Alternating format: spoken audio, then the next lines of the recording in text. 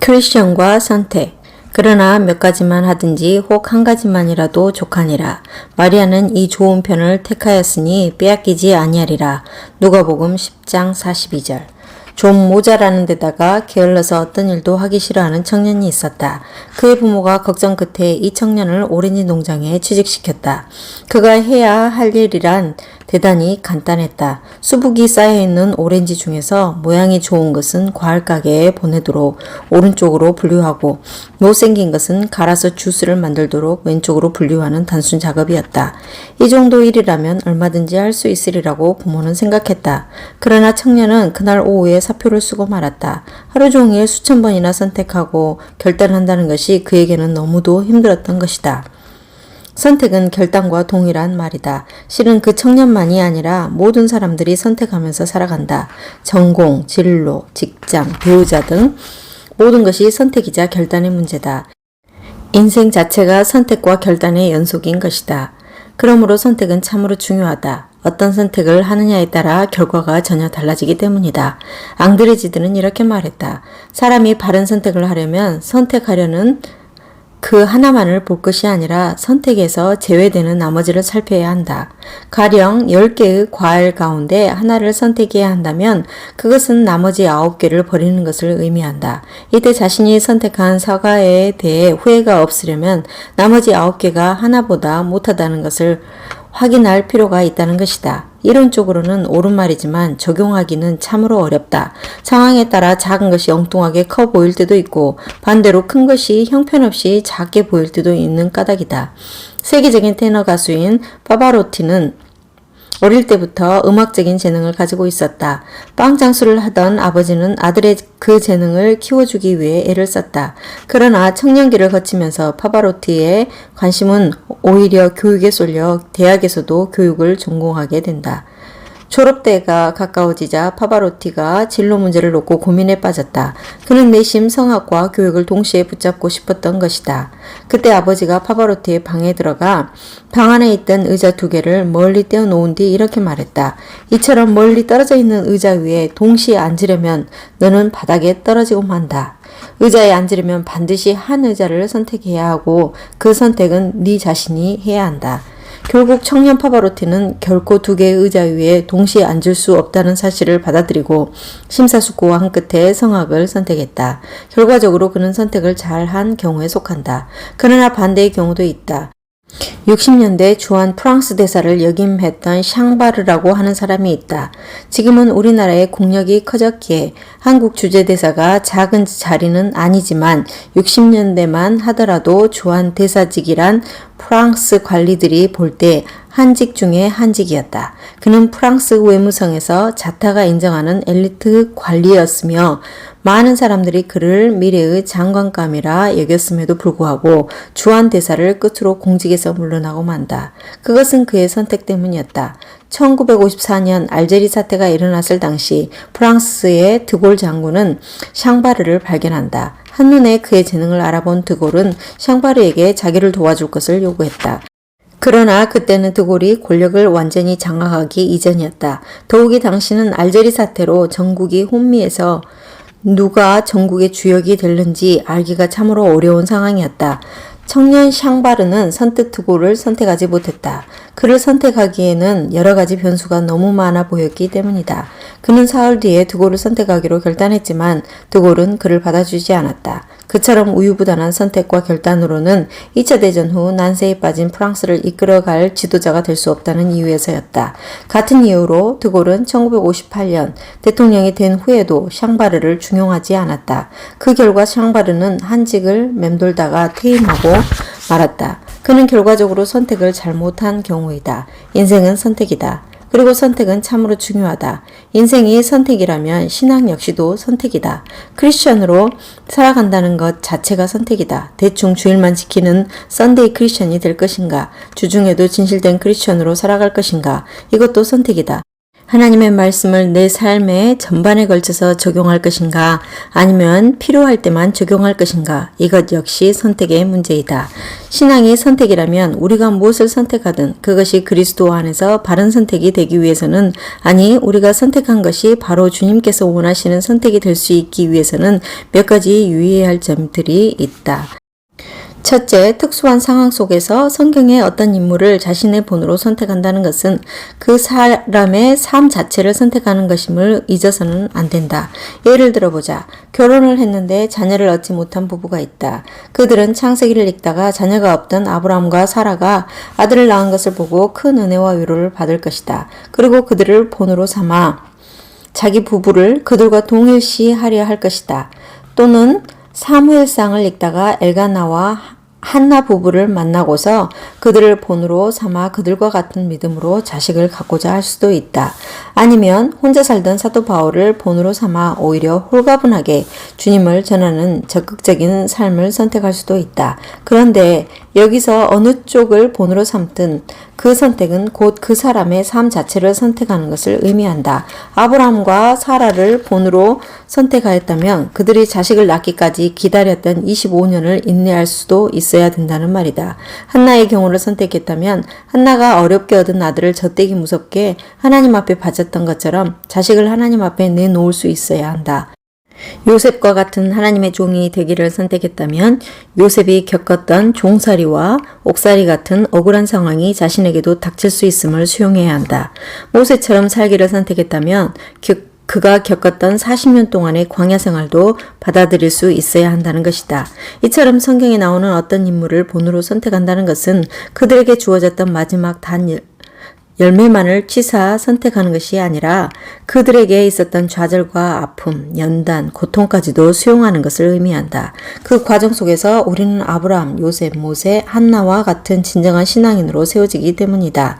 만약 이 사람 저 사람으로부터 좋은 결과, 단 열매만을 가려 뽑아 자기 소유로 삼으려 한다면 그것은 신앙적인 선택일 수가 없다. 그것은 단지 미신에 지나지 않는다. 그런 선택이 혹 현세적으로는 성공한 선택처럼 보인다 할지라도 오히려 신앙 성숙에는 해가 될 수밖에 없다. 신앙이 선택이라 할 때 그것은 언제나 소유에 대한 선택이 아니라 존재에 대한 선택의 문제이기 때문이다. 둘째, 무엇을 선택하든 그 동기의 중심이 주님이라면 그 선택은 항상 옳은 것이다. 배우자를 결정할 때 건강한 사람을 택할 수도 있고 장애인을 선택할 수도 있다. 부자를 선택할 수도 있고 가난한 사람을 택할 수도 있다. 많이 배운 사람을 선택할 수도 있고 상대적으로 덜 배운 사람을 선택할 수도 있다. 그러나 그 선택의 동기가 자기 자신만을 위함이 아니라 중심으로 주님을 위한 것이라면 그 어떤 선택이든지 주님 앞에서 옳은 선택으로 귀결되는 것이다. 어떤 사람은 소위 보수적인 신앙으로 개인의 구원에 더 많은 관심을 가질 수 있다. 어떤 이는 진보적인 신앙으로 사회 참여에 나서는 운동가가 될 수도 있다. 어떤 선택이든 그 동기 자체가 주님을 위한 것이라면 그것은 모두 옳은 선택이다. 문제는 주님을 위한 것이 아니라 자기 개인의 욕망이나 명예를 위해 선택하는 경우이다. 누가복음 10장 38절에서 42절에는 베다니에 살고 있는 마르다와 마리아 자매의 이야기가 나온다. 어느 날 주님께서 그 집에서 말씀을 가르치실 때였다. 언니 마르다는 그 자리에 모인 사람들을 위하여 음식을 준비하고 있었다. 반면에 여동생 마리아는 주님 앞에 앉아 말씀만 듣고 있었다. 혼자 봉사를 하던 마르다의 마음이 저기 언짢아졌다. 그래서 자기를 도울 생각일랑 아예 하지도 않고 말씀만 듣고 있는 마리아에 대해 주님께 불평을 털어놓았다. 그때 주님께서 마르다에게 이렇게 말씀하셨다. 주께서 대답하여 가라사대 마르다야 마르다야 내가 많은 일로 염려하고 근심하나 그러나 몇 가지만 하든지 혹 한 가지만이라도 족하니라. 마리아는 이 좋은 편을 택하였으니 빼앗기지 아니하리라 하시니라. 누가복음 10장 41절 42절. 일반적으로 이 구절을 마리아는 말씀을 듣는 지혜로운 선택을 한 반면 마르다는 말씀을 제쳐놓고 육체의 음식이나 만드는 그릇된 선택을 한 것처럼 오해하는 경우가 많다. 그러나 그것은 바른 이해가 아니다. 어느 모임이든 보이지 않는 곳에서 봉사하는 손길이 반드시 있기 마련이다. 그 봉사의 손길이 없이는 어떤 모임이든 모임 자체가 불가능하기 때문이다. 그리고 보이지 않는 봉사의 손길을 가진 자의 신앙은 모임의 앞자리에 앉아있는 자보다 대개는 더 깊다. 마르다는 신앙이 깊은 자였다. 그래서 그녀는 봉사하는 쪽을 선택했다. 그러나 아직까지 언니의 신앙 수준에 이르지 못했던 마리아는 말씀 듣는 쪽을 선택했다. 마르다는 동생이 자기의 선택을 쫓아와 주기를 원했다. 그러나 주님께서는 그 두 사람의 선택이 다 옳다는 사실을 일깨워 주신 것이다. 마르다야, 네가 너의 신앙 수준에서 나를 위하여 봉사를 선택한 것이 정당하고 옳은 것처럼 내 동생이 자기 수준에서 나를 위하여 말씀 듣기를 선택한 것 역시 옳고 정당함을 인정해 주거라. 한마디로 마리아가 자기 수준에서 주님을 위해 선택한 것을 비판하지 말고 존중해 주라는 것이다. 주님을 위한 선택인 이상 그 역시 옳은 선택이기 때문이다. 이처럼 무엇이든 주님을 위해 선택하는 사람만 다른 사람이 무엇을 선택하든 그것 역시 주님을 위한 선택으로 존중해 줄 수가 있다. 목회를 하다 보면 다양한 단체의 리더들과 만나게 된다. 그런데 신기한 것은 고아원을 경영하는 사람들은 고아원에 관심이 없는 이들을 다 참된 크리스천이 아니라 하고 양로원을 경영하는 사람들은 양로원에 관심이 없는 자들을 무턱대고 비판한다는 사실이다.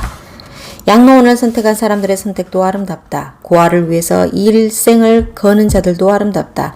장애인을 섬기는 인생을 선택하는 것도 아름답다. 일반인을 위한 봉사의 삶을 선택하는 것도 물론 아름답다. 중요한 것은 무엇을 선택했느냐가 아니라 왜 선택했느냐 하는 것이다. 그 해답이 주님이라면 우리의 모든 선택은 그리스도 안에서 옳은 선택이 된다. 이것을 바르게 아는 자가 남의 선택을 진정으로 존중하는 법이다. 셋째, 무엇을 선택하든 그 선택이 주님을 위한 것이라면 주님께서 반드시 결과를 책임져 주신다.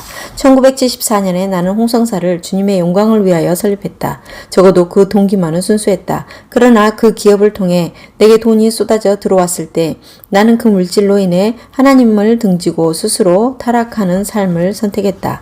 그럼에도 주님께서는 주님의 방법으로 때로는 치시고 때로는 꺾으심으로 홍성사가 오직 주님을 위한 기업이 되게 하셨다. 선택의 동기가 주님일 때 주님께서 친히 결과를 책임져 주신 것이다. 우리가 무엇을 하든 그 동기가 주님일 때 주님께서는 반드시 그 결과를 책임지신다. 왜냐하면 그분은 살아계시기 때문이다. 만약 주님께서 인간이 당신을 위해 행한 선택의 결과를 친히 책임져 주시지 않는다면 어찌 그분이 살아계신 주님일 수 있겠는가? 따라서 동기가 주님인 이상 우리는 실패나 실수를 두려워해서는 안 된다. 때로는 넘어질 때도 있고 꺾어질 때도 있겠으나 주님께서는 합력해서 선을 이루게 하사 그 결과를 반드시 책임져 주신다. 넷째, 주님을 위한 선택이라면 그 선택에 대해 끝까지 소명의식을 지켜야 한다. 청년들은 때가 되면 배우자를 만난다. 그때 자신이 선택한 배우자를 사람들이 혹 반대할 수도 있다. 그래도 하나님께서 친히 예비하신 자신의 짝임을 믿고 결혼을 한다. 그러나 막상 결혼을 하고 함께 살다 보니 전혀 딴판이다. 기대했던 것과는 전혀 다른 사람이요 삶이다. 그럴지라도 그 선택의 동기가 주님이었다면 주님께서 친히 짝지어 주셨음을 믿고서 결혼했다면 그 선택에 대한 소명의식을 끝까지 잃지 말아야 한다. 자신의 선택이 잘못된 것이 아니라 자신이 선택한 상대를 도구 삼아 주님께서 자신을 훈련시키는 것으로 받아들여야 된다는 뜻이다. 그때 두 사람을 부부되게 하신 하나님의 역사가 일어나는 것이다. 교회에는 여러 명의 교육자들이 있다. 새벽부터 밤늦게까지 그들의 수고는 이루 다 말할 수 없다. 그런데 만약 그들 중 누군가가 매일 대기업에 있는 동창생 봉급은 얼마일까? 사업하는 친구의 아파트는 몇 평일까? 하는 생각만 하고 있다면 그보다 더 불행한 사람은 없을 것이다. 그는 선택을 잘못한 사람이기 때문이다. 그들이 육체적으로 공고하고 경제적으로 빠듯하지만 누구보다도 행복하게 살아가는 것은 자신들이 선택한 목회의 길에 대한 소명의식이 뚜렷하기 때문이다. 그래서 그들을 통해서 많은 사람들이 오늘도 진리를 얻고 생명을 공급받는 것이다. 신앙은 선택이다. 그러나 소명의식의 토대 위에서만 선택의 결실은 이루어진다.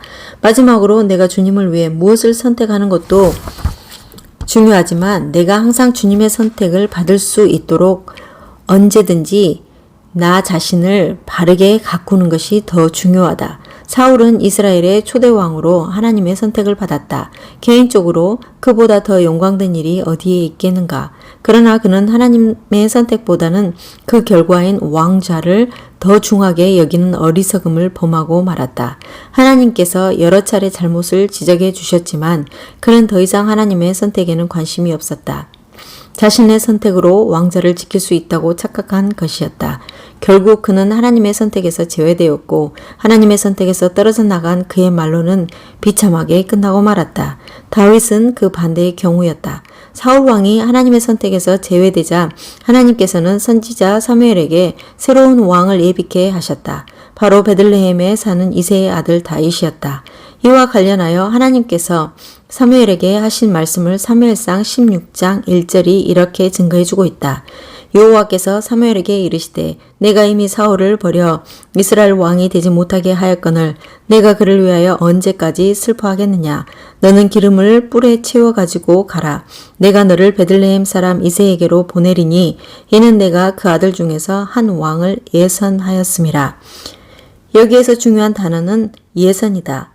다윗은 예선에서만 선택된 것이 아니었다. 그는 본선에서도 역시 하나님의 선택을 받았다. 그 자신이 언제나 하나님의 선택을 받을 수 있도록 자신을 바르게 가꾸는 삶을 선택했기 때문이다. 그러나 그 선택 역시 하나님께서 먼저 선택해 주셨기 때문에 가능했음은 물론이다. 오늘 우리가 어떻게 믿음의 자리에 서 있을 수 있는가? 우리가 어떻게 무엇이든 주님을 위해 선택할 수 있는가? 그 해답은 한 가지. 주님께서 우리를 먼저 선택해 주셨기 때문이다. 우리가 주님을 위하여 무엇을 선택하든 그 동기와 출발은 언제나 하나님께서 먼저 선택해 주셨음에 있다. 사랑하는 청년들이여, 하나님께서 그대들을 선택해 주셨음을 잊지 말라. 그분의 선택 가운데 거하라. 그분의 선택 안에서 그분을 선택하는 자들이 되라. 하나님의 선택과 그대들의 선택이 부딪히는 그곳에서 새로운 역사는 창조될 것이다. 마치 예선을 통과한 다윗의 삶을 통해 하나님의 본선이 펼쳐지듯이 말이다.